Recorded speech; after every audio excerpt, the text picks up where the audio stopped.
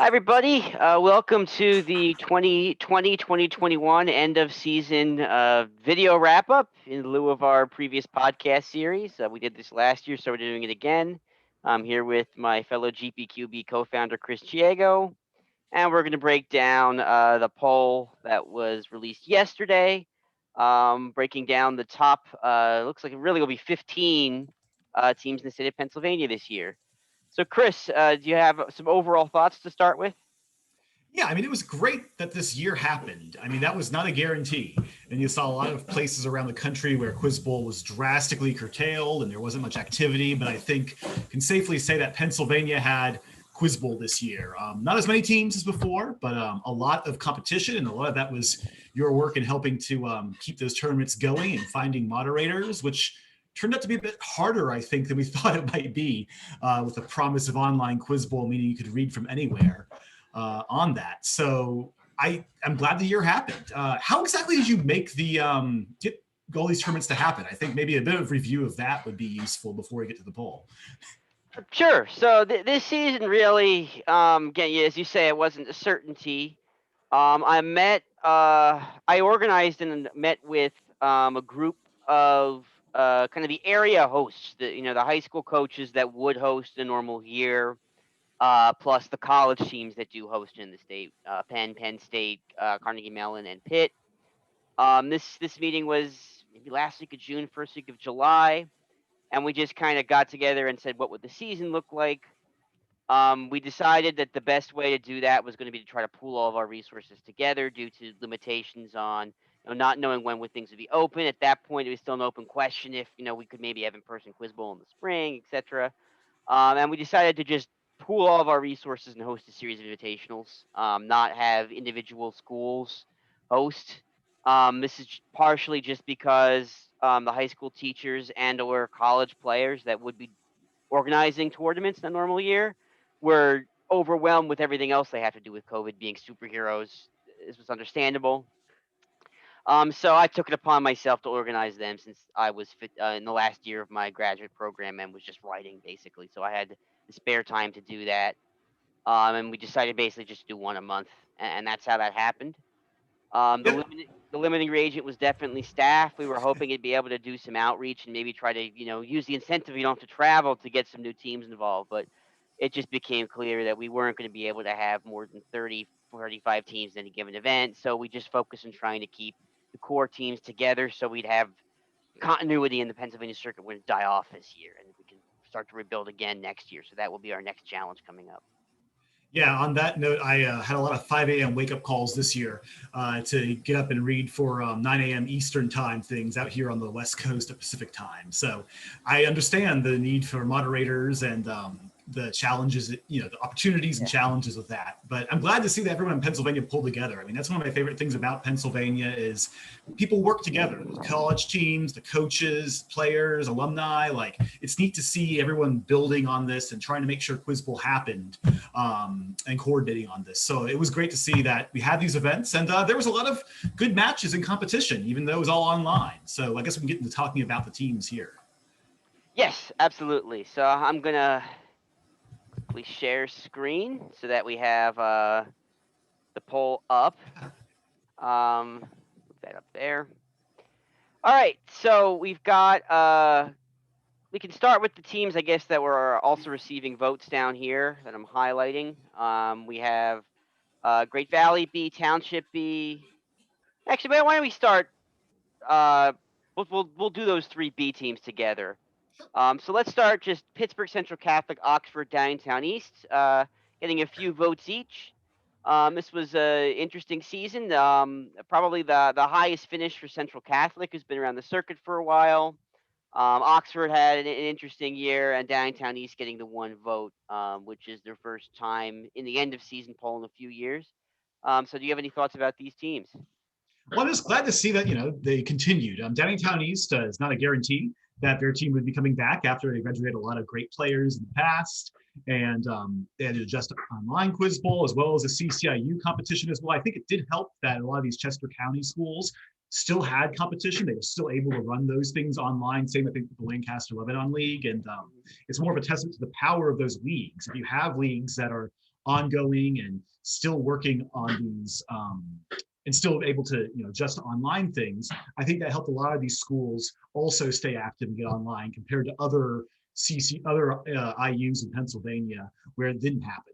So I think Oxford, Downtown East, great to see that they were able to come to online events and continue to participate as well. Downtown East, it's just great. I think them getting some votes is, a great sign that they have some younger players who are trying to keep the team alive and keep it going in the future. They always have a great potential there.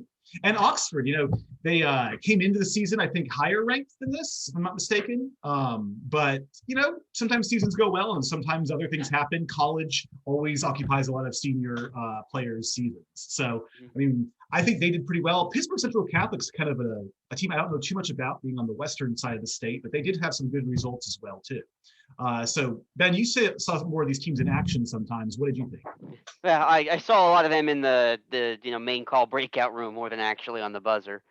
But yeah, I think all three of these teams are the kind of teams where the win-loss might not have gone the way they wanted this year. A lot of them, these were guys that were like winning the middle bracket at a lot of the tournaments because they just didn't quite get those preliminary wins to get up and then face the top 12 more or less.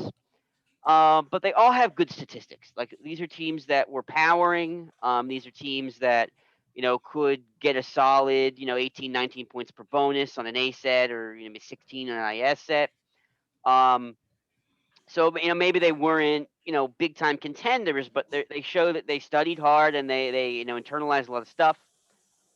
These are also teams that had a couple of players doing most of their scoring, or in some cases one player. Pittsburgh Central Catholic, it was Joe and Jude. They were kind of a two-man team, 1-2 punch. Um, both scored in pretty big volume. Oxford was really Chris Goodrick, second team All State this year. Um, and yeah, as you point out, they were ranked third in the preseason, mostly based on the strength of they finished in the top 10 last year and they brought most of their scoring back. It just didn't work out for them this year. With some kind of perplexing losses, but it usually happens to one team in a year. They just happen to draw the short straw. Still plenty of talent, and Downtown East was mostly Nikhil, who improved across the year, I think, and they showed up for the pre-nationals tournament. We had a small tournament, and they didn't do that well there, but the fact that they were challenging themselves shows you they have that dedication. So that was really nice to see. Yeah, this whole part of the poll was tough. I think there are a lot of teams I think that could be deserving for 8th, 9th, or 10th with various arguments in the state this year. A lot of good, competent teams. Maybe not nationals contenders and things like that, but I think it shows that the average quality of Pennsylvania teams has been doing well, and we're producing a lot of teams that are able to get, like you said, a lot of 20s and bonuses and things like that, and kind of know the canon well enough to get around some of these events. So if you want to, for looking forward to next year, though, I'm curious how many of these teams will be bringing back. I believe Chris at Oxford graduates. Yeah, so Oxford, Downtown East are going to be graduating a lot of their scoring from their A team. So they fielded some B teams, so I mean they're going to be around. Hard to say exactly how they'll do. Pittsburgh Central Catholic, actually, if I recall, I forget which. I forget whether it's Joe or Jude. I think one of them graduates and one is coming back. So they'll have at least one power player, and at least looking to next year, it's looking like the actual teams in the Pittsburgh area. There's no obvious contender. That means it's wide open. But I definitely think Central Catholic starts out as the favorite in the Pittsburgh area, and probably will be in the top 10 in the state when it comes to the preseason. So Central Catholic, on paper, looks like they'll have a stronger 21-2 than the other two. Yeah, we are missing some familiar faces like Alderdice and other schools out west. So Yeah. Winchester Thurston, we haven't heard from in a long time. So hopefully they'll be coming back once everyone comes back to in-person schooling and such later. Yeah, when we get back online, hopefully. All right, so we'll go to the three B teams next that are in this poll. Probably from the three most stable programs in the state, is this where you expect the B teams to show up? And State College B makes the top 10. Basically on the back of a strong HSNCT, I think primarily, where they went 4-4 and actually had a better record than their A team. Great Valley B and Manheim Township B right on their heels. What do you think of these B teams? Again, this is what happens when you have a Quiz Bowl dynasty in a state. You tend to produce these strong B teams, which means a strong A team in the future and a more stable environment here. So I don't want to say the rich get richer in this case, but when you get a program in place that's got good coaching, in the case of Great Valley and Manheim Township especially, or just a good culture around your team and such, like the state college team has, I think then you get these things that will help your team in the future like this. And even though none of the B teams this year, had the strongest performances at most tournaments during the season, except for State College B at HSNCT. I think they are all good, and I especially was impressed with Manheim Township B this year too. They were very solid at many tournaments. Sometimes it's hard to figure out who's on the B team occasionally, especially at State College, because they tend to change their lineups around. But I think Great Valley B was a little surprising to see on the poll this year. Maybe people were thinking of last year where Great Valley had two very strong, an A and a strong B team as well too. But they did have a B team. They brought them to nationals, had a tougher time there. But again, these were good B teams. I mean, a B team rarely you'll see in the top 10. So the fact that all of these are right on the cusp of that is a really good sign for them and a testament to those, mostly earlier in high school students working really hard to improve. Yeah, definitely. I think all three of these teams have just kind of a strong knowledge of the canon. This isn't like you mentioned last year's Great Valley B team, which finished third in this very same poll, and some of those players formed the state champion up here. It wasn't that kind of a team where it just like impressive power buzzes hanging out with the top teams in the state could beat anybody. But they have that baseline competency. And so maybe that's not going to get you a high finish at nationals, but at a state poll like this, Quiz Bowl is still a new enough activity that is, not in as many schools as we'd like, and just having that kind of baseline competence is there. And what I will say about all three of those programs, State College, Great Valley, Manheim Township, is they all have middle school feeders. Yeah. So that is another reason why I think their B teams that include freshmen, sophomores, maybe more than the upperclassmen, do so well consistently. Whereas I know other regulars in the top of this poll, your Hendersons, your Friend Selects, who don't have that middle school feeder. You don't see Henderson be your Friend Select be here, pretty much ever. I think that middle school factor might be a large part of it.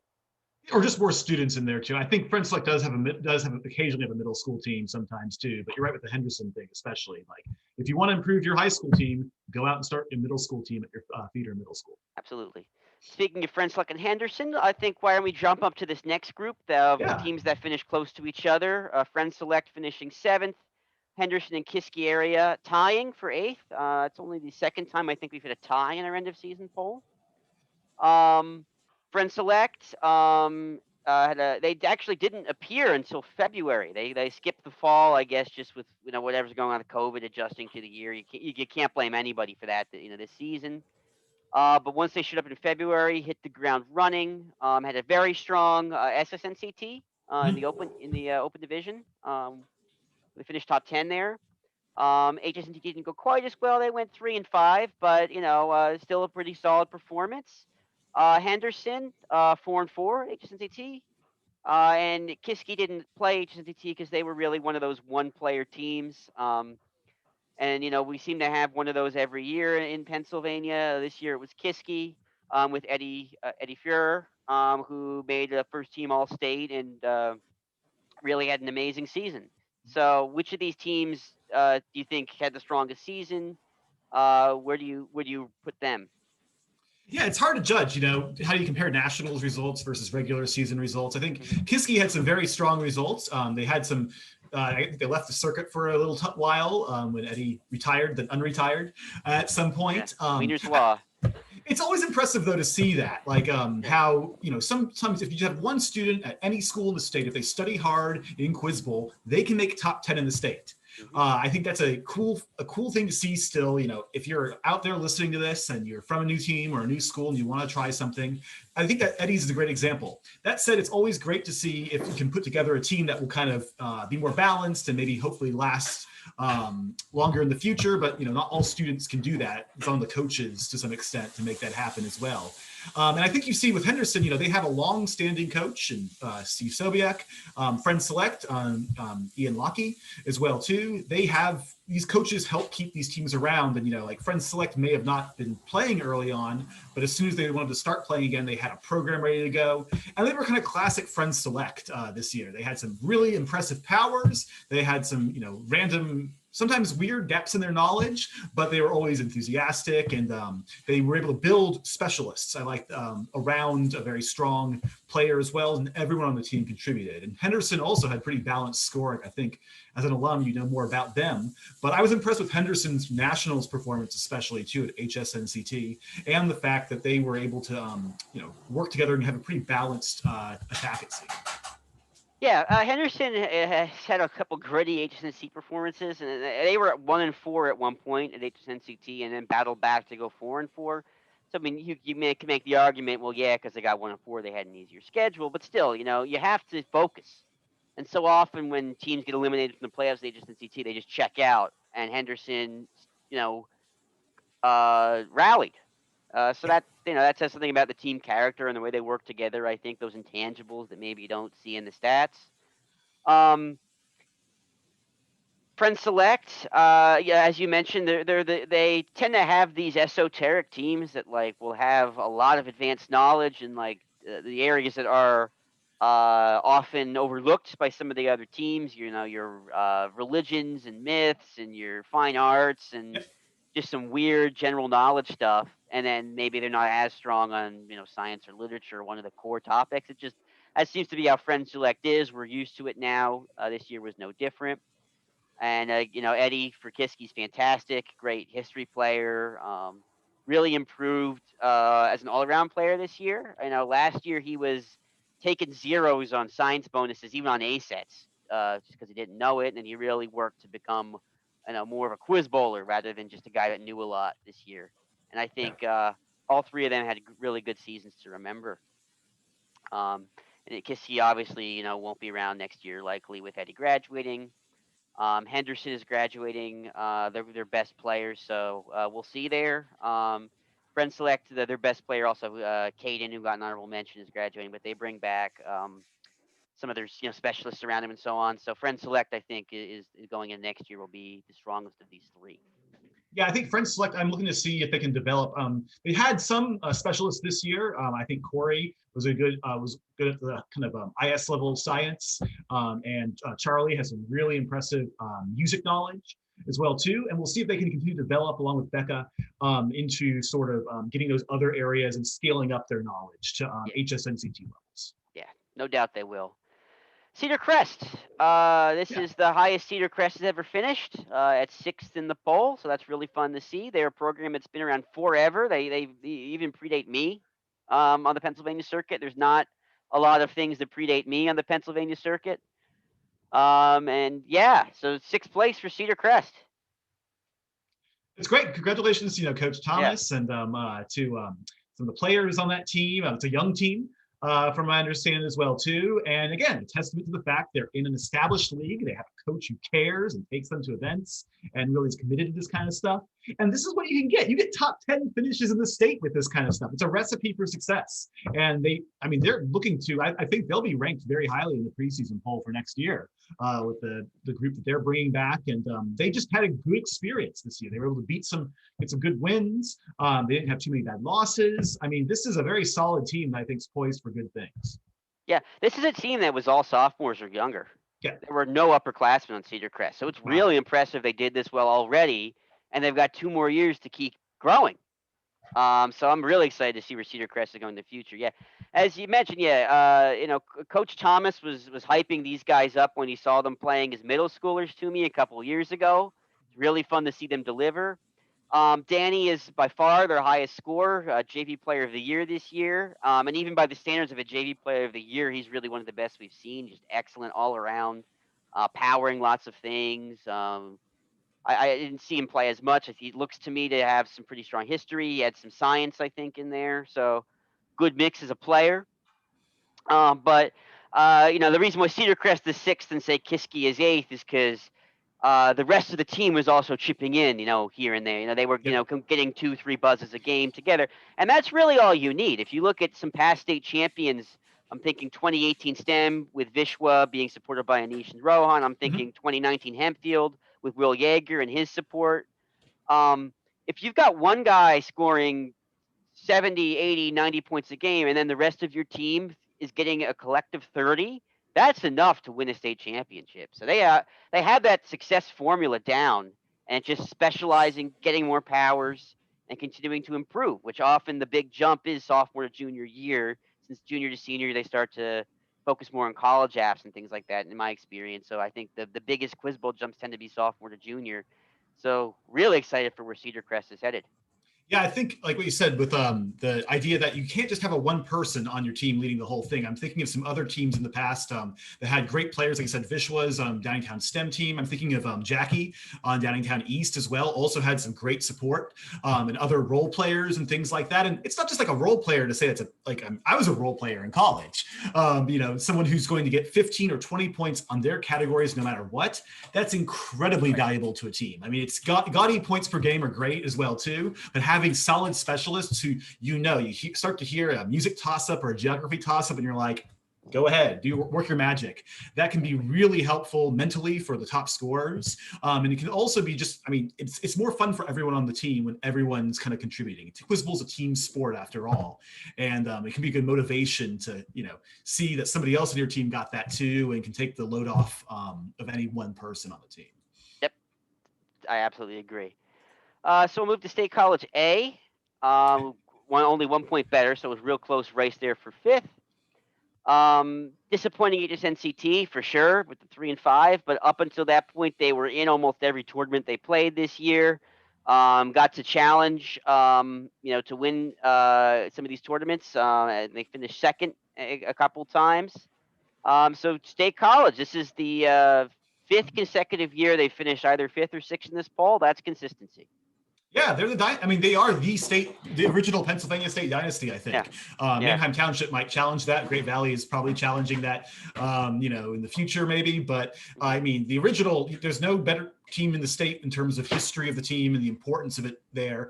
And it's remarkable what the students every year, there's always good players. They always learn new cool things. They always, they don't always have consistent lineups, as we've mentioned in the past too. So it's kind of sometimes hard to see how they'll work. But again, another top 5 finish for them. That's another thing to add to their very long list of accomplishments in Pennsylvania Quiz Bowl. Yes, and I think actually this year more than most state college actually did have some fixed lineups, because the main thing for them being isolated in the center of the state away from Pittsburgh and Philadelphia is transit costs. Right. So by eliminating that and being able to, not have to worry about that in the pandemic, one of the silver linings of it, I guess, is they were able to play more consistently and challenge the top teams more. Mm-hmm. Yeah, every year they have a good bunch. This year was just as good as any. Ananya, great player all around. First team all state this year. She seems to be very good at literature, fine arts, has some good history knowledge in there. Like a player that has her specialties, but also can chip in outside them. Is not limited by that. Darren was a very good science specialist. Was very impressed with him in the games I got to see him play. So yeah, a strong team overall. The A team here all graduates, so it'll be up to State College B to hold the mantle, if I recall. But yeah, good team. Moravian Academy at fourth. They are the surprise of the season. They started outside the top 10, and they managed to work their way all the way up to fourth place. Under the tutelage of our coach of the year this year, Alyssa Manlove, and some breakout players. So Moravian, let's hear it. They were so impressive when I read for them. I read for them at a lot of tournaments this year online, and they really just got the cannon down. Like, I was very impressed with how they got the right clues for the kind of ISA, the early level cannon. They kept on advancing up to kind of the middle level sort of a high school regulars canon. It does seem like at HSNCT that had a little bit harder time in some ways, but it happens to all the teams. And I think their accomplishments this year on the circuit at SSNCT especially, was that a top 5 finish, I believe, in the open top division? 5. Yeah, top 5. amazing to see this. And again, you see just a lot of teamwork on this, a lot of good knowledge. They're very friendly with each other. You can tell on the even through a online screen like this. That's very impressive to see this. I mean, I'm looking forward to seeing what they can do in the future as well. It's great to have another Lehigh Valley team as well too in this area, and I think they've really established themselves. If they want to keep going and stay in the top 10, it looks like they've got all the tools necessary to become another established team.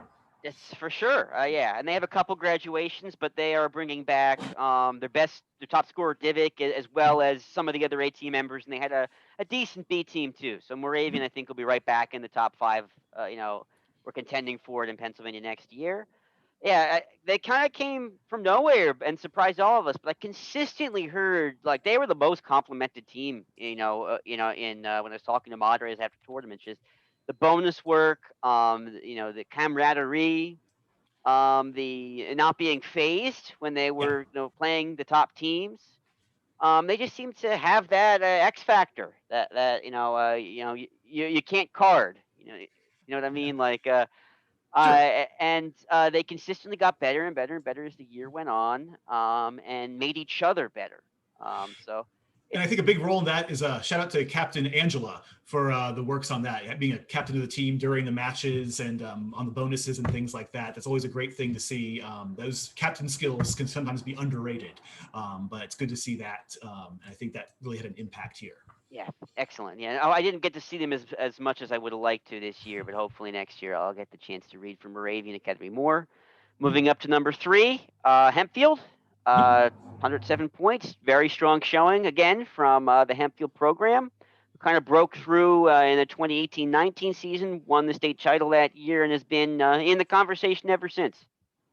Yeah, I mean, success leads to success. I mean, it inspires people. It says, hey, you too can do this. And our school has this potential. And even though somebody's graduating, there's memories. There's really like an interesting institutional effect on this, sometimes through coaches, sometimes through players that you see on different teams. I think Hempfield, it might be a combination of both the coaches and the players to some extent on this, maybe some family ties too. And that can be, you can get a top three finish again out of this. I think Hempfield's, again, the Lancaster Lebanon League is just producing some very good teams here. And I'll be interested to see if next year, maybe some of these other schools like Cedar Crest and Hempfield can challenge Manheim Townships, number one status. That won't be an easy win for MT in the future. Oh yeah, and between Township, Hempfield, and Cedar Crest, I mean, I definitely do think you're onto something. That the power center of the state is really going to be in Lancaster, Lebanon, to a lesser extent Chester. Next year. Those three counties across two IUs have really kind of established themselves as the core of the state. And I'm excited to see new teams challenge them, but we gotta predict based on what we've seen already.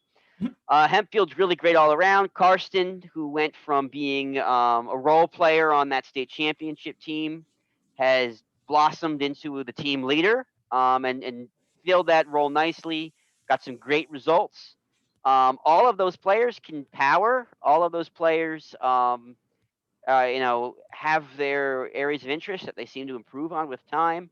Lower neg team and some of the other teams in this top, if I recall. So that, that can make a big difference, especially during the regular season. Where a lot of the games are not beating yourself. I think Hempfield was good at that. And again, they got up there. They got to challenge Great Valley Manheim Township quite a bit in the playoffs. They won a couple games against Township, I think, at one point, but it didn't quite break through. But still, they're really good. I really think if you look at the statistics, Hempfield, Moravian State College, Cedar Crest are very close together. I think Hempfield established himself as the firm third because they made the playoffs at NCT, one of only three Pennsylvania teams to do so this year. And it could have broken another way, but this is the way it broke, and that's the way we voted, right? Yeah, I had Moravian over Hempfield for number three, actually. So Sure. confession there. But based on the strong SSNCT result and so on, yeah. It's so hard. Like I think more than ever, our panel had difficulty putting these teams together and figuring out who was tops. Well, and speaking of figuring out who's top, the 1 and 2 slots here were a very, very closely contested battle, it seems. Yeah, for the first time in a few years, we have a non-unanimous number one, but we Great Valley A and Manheim Township A. We kind of figured these were going to be the top two programs this year, based on last year, and it did break out that way. And it's a fascinating poll choice because Great Valley did something that never has happened in Pennsylvania Quiz Bowl history, at least since the State College of yore, the pre-modern era. They did not lose a game to a Pennsylvania opponent, undefeated against every single one of these teams this season. Extremely impressive. But Manheim Township finished higher than them at both HSNCT and NSC, with Great Valley finishing tied 49th at HSNCT and Township at tied 31st, and Township finishing 20th at NSC to Great Valley's 25th. So excellent finishes for both, but Township finished higher. So it became a real test for, I think, different pollsters about how do you weight nationals and playing the top teams across the country versus how do you rate the regular season where Great Valley clearly was unblemished.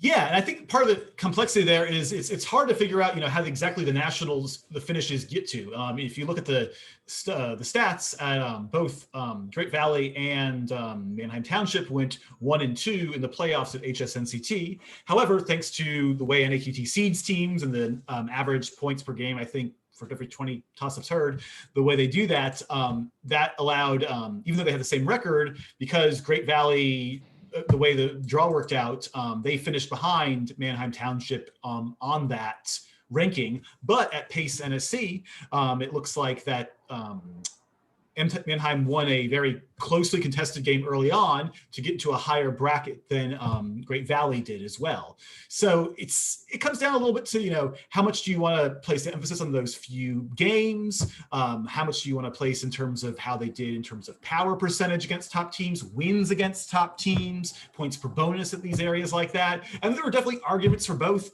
these ways. And I think that the pollsters must have looked at those, and some came to different conclusions based on what they valued more. That's exactly right. Yeah, I mean there is no right answer. To me, I voted for Great Valley only number one, only because I felt that a difference of one round at HNCT and 5 spots at NSC isn't enough to override the regular season, where it didn't matter whether it was A set, regular difficulty, or pre-nationals. Great Valley ran the table. Township took them to overtime once.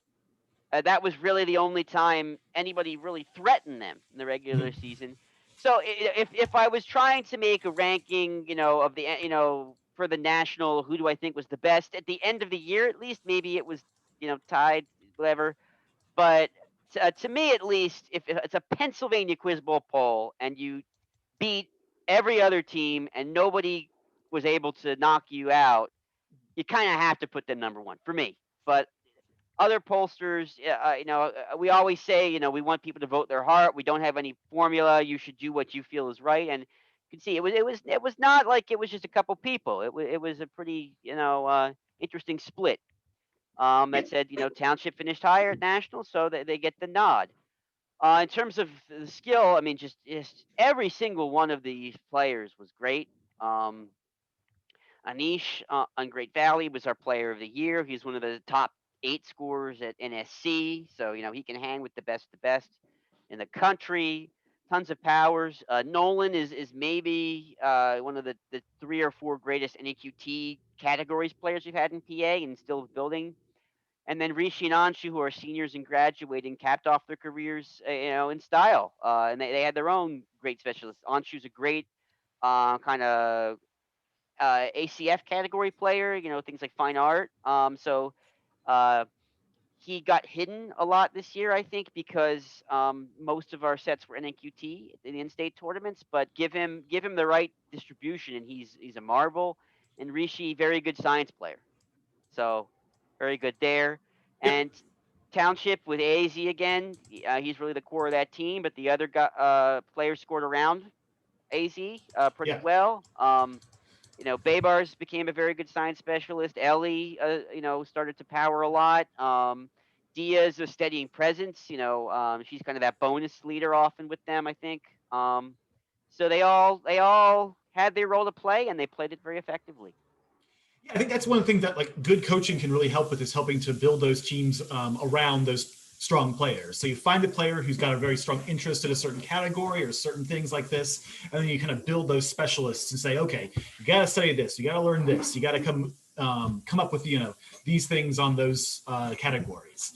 And both these teams were great. Both the coaches of both these teams worked really hard on them to help them get through there. And again, I want to point out some big wins that they each had. Mannheim Township at Pace beat Blair A, one of the top 5 teams in the country, going by one of those polls out there. They beat IMSA. They beat some other strong teams that had a very close loss to national powerhouses like DCC by 10, University Lab by 10 in overtime. And Great Valley also had a great thing too. Even though their Pace team, I think, wasn't their full team, they also played very well. They took St. Mark's to within one toss-up. They beat Solon A and beat West Vieta, California. So lots of good wins that both teams had. They had some tough losses at the end of the tournament. I can imagine that playing 15 rounds of Pace Quizbowl can be very taxing, even over 2 days. But both of them did very well. And again, they're set for bright futures. I think that's the great thing to see too. Next year, a lot of the scoring comes back. These teams, they know what they need to do. They've been now at the top 20. Great Valley kind of got over they've had a hard time making the playoffs before some of the nationals. So now they've been there before at both of these. And I think that will give them experience that they can draw on then when we're back in person, hopefully, next year for more tournaments. Yes, yeah. Great Valley had trouble winning a playoff game at HSNCT for a long time. The Monkeys off their back. They have a playoff win. Mhm. And in NSC, obviously, they did very well. And then next year, Anish and Nolan are back for Great Valley. It's not clear to me yet who will be the third and fourth there, but they've got a bench for sure. Township will probably Baybars is graduating, but the A team I assume will then be the rest of their NSC lineup where they played 5 people. So Kevin will be coming up from B to take that spot. I So think they played 6 people at Pace, but yeah. yeah, so yes, Yeah. it'll be players we've seen before, and I think the Great Valley and Township will probably start 1 and 2 next year in the preseason again. So they'll be right back at it with another chance. So to finish up, it's now 10 years since the State College Dynasty won its last national championship and fell off. And then we had a little dark age, and then now Pennsylvania's slowly rebuilt in the shadow of I wouldn't say a circuit, but that one team being a big time national power. 10 years into that process, um, you first came here for grad school, I 7 or 8 years ago, so you got to see a lot of that firsthand. What's different? How do you think we've come along, and what are you excited to see as we continue forward? Yeah, I mean, I got to Pennsylvania in 2014, having just coached a high school team for a year back in hometown in Memphis. And it was interesting to see Pennsylvania, how much it differed from some I've seen in California and also in Georgia. It had some student-centered teams who were, but it was mostly coach-led still at the time as well. It was much more disorganized. It wasn't quite clear. People weren't as sure what the schedule would look like each year. There were still fights over pyramidal Quizbowl versus non-pyramidal Quizbowl to some extent. Things are breaking in the pyramidal direction, but there was just a lot less organization. There were whole parts of the state that had very little involvement, like the Northeast. The West and the Central and the Middle and the East never really played each other very much. There wasn't like a central unified Pennsylvania circuit. It was very much Western PA, Eastern PA. State College just drove around the country to things like that. So it was a very, I think this unifying. And I think one of the things I've seen over the last 7 or 8 years has been the fact that there's a Pennsylvania Quizbowl identity now. Very much everyone's in it together. The whole state's really working together. It's no longer Pennsylvania as being like a stopover between the New York teams and the Washington, D.C. teams. Like it kind of felt that way back in the early 2010s sometimes. The Penn Quizbowl now has teams from Philadelphia attending its tournaments in Philadelphia. Which was not something like we had before. So we have a lot more teams and we have good leagues. I think, again, the Lancaster Lebanon League, CCIU's made a lot of changes in Chester County. Even the state competition, PSAC, has made some progress this year in terms of using pyramidal questions, 2-team matches, and such.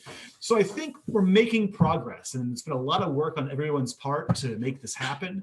But it's great to see that this is going on, and I think that there's enough alumni and coaches involvement in the state. There could always be more involvement. If you're an alum or someone in the state who wants to be involved, we can use you in the future to read for matches and such.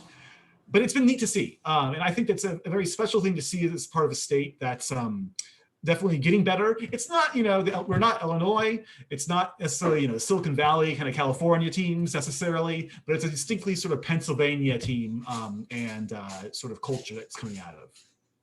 Yeah, I mean, I had similar thoughts. When I was, to the extent I did play pyramidal, questions, not very many people did. When I was in high school in the late aughts, into 2010, 11.